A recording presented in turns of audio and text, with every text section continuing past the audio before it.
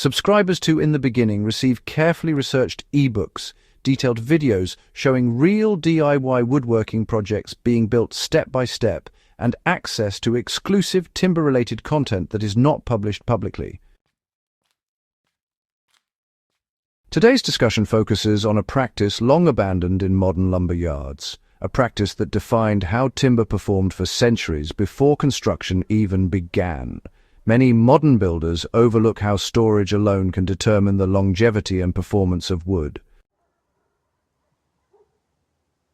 Piling timber in a yard, leaving it exposed, stacking it haphazardly, or relying on modern sealants seems convenient.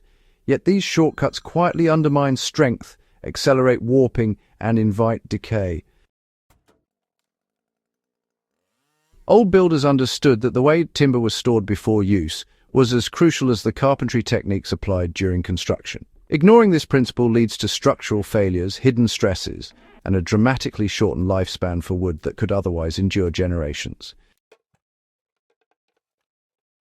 Old builders treated timber storage as a preparatory step, not an afterthought. Timber was never simply stocked for later use. It was conditioned, organized, and staged to align with the wood's natural behavior. Logs and beams were sorted according to species, intended use, and size. They were lifted off the ground, often on stone or wooden supports, to prevent moisture absorption from soil. Airflow was carefully maintained, allowing slow, even drying and reducing the risk of fungal growth. Modern yards, by contrast, often rely on pallets or plastic sheeting, unintentionally trapping moisture or creating uneven drying conditions that compromise integrity before the first cut is made. They allowed wood to settle before construction. Freshly felled timber contains residual stresses and high moisture content. Old builders were, quite deliberate about letting it sit in storage for months, or even years, until it reached equilibrium with the surrounding environment. This practice prevented warping, splitting, and twisting after the wood was incorporated into a structure. Modern fast-track projects rarely allow such time.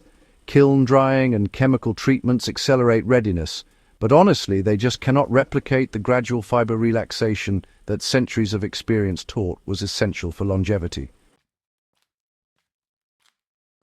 Stacking and spacing followed centuries of observation. Beams were stacked with uniform gaps, often using small spacers, or as they called them, stickers between each layer to allow air circulation. This was not arbitrary. The spacing accounted for grain orientation, timber thickness, and local climate. Exposure to seasonal conditions was, carefully controlled, not completely eliminated. Old builders didn't store timber in, airtight warehouses. They recognized that wood interacts with its environment, responding to changes in humidity and temperature cycles. Covered but ventilated storage allowed the timber to, acclimate gradually. This process of seasonal conditioning really minimized the stress created when the wood later faced environmental fluctuations in a completed structure. Modern practices, such as storing wood indoors, using artificial climate control, or wrapping it in plastic covers, do speed up availability, but often result in uneven internal moisture, which can, unfortunately, manifest later as hidden cracks or weakened beams.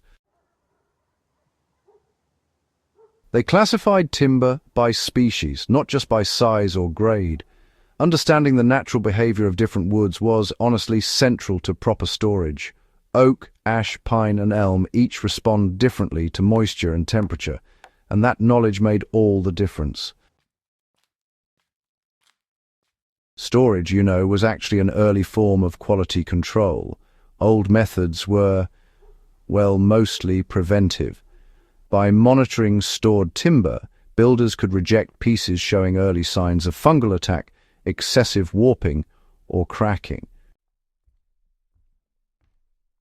Slow preparation really did safeguard against long-term failure. A properly stored timber yard is, in fact, a proactive investment in durability. Wood that has acclimated and been observed over time will hold fast in joints, resist splitting under load, and importantly, endure environmental changes. They built structures that could adapt, you see, because storage encouraged flexibility. Allowing timber to move and breathe during storage meant it was already accustomed to subtle expansion and contraction.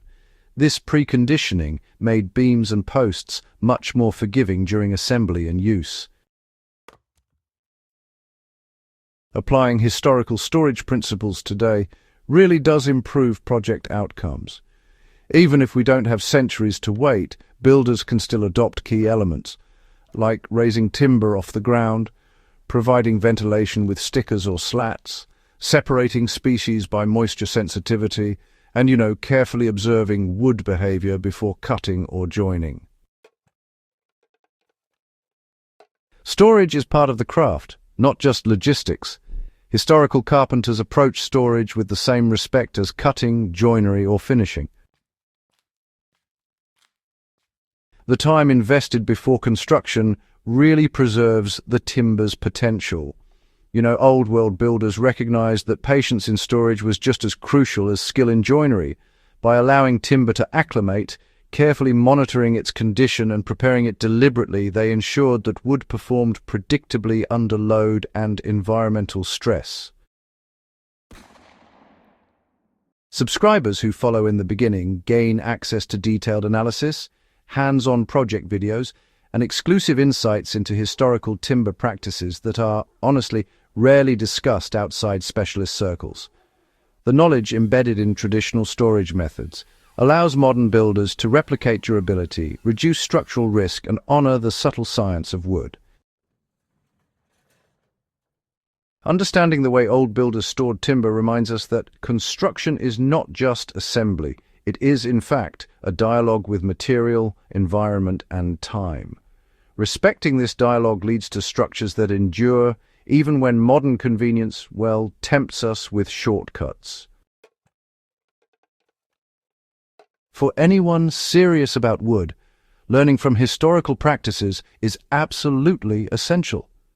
Subscribe to the In the Beginning email list to access the research, case studies, and guidance that really make historical timber wisdom actionable today.